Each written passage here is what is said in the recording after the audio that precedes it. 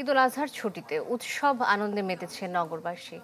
প্রিয়জনের সাথে আনন্দ ভাগাভাগি করে নিতে পরিবারের ছোট্ট সদস্যকে নিয়ে বিনোদন কেন্দ্রে ভিড় করেন বাবা মায়েরা। দারুণ সব রাইড খেলে খুশি শিশুরা।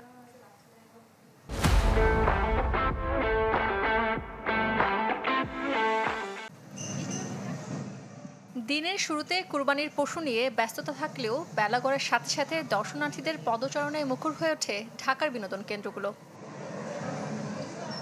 নানা বয়সী শিশুদের জন্য আয়োজনের কমতি রাখেনি কর্তৃপক্ষ।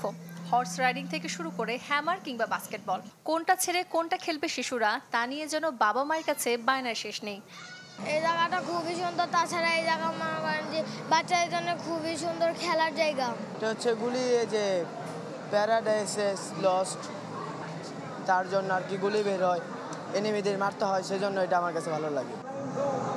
এসব বিনোদন কেন্দ্রে বড়দের জন্য আছে গেম জোন, আগ্রহের কেন্দ্রে বক্সিং, প্যারাসাইট, গোস্ট সহ নানা গেমস। সারাদিন পরে বাচ্চাদের নিয়ে ফ্যামিলি নিয়ে সন্ধ্যার পরে আসা এটা ভালোই লেগেছে।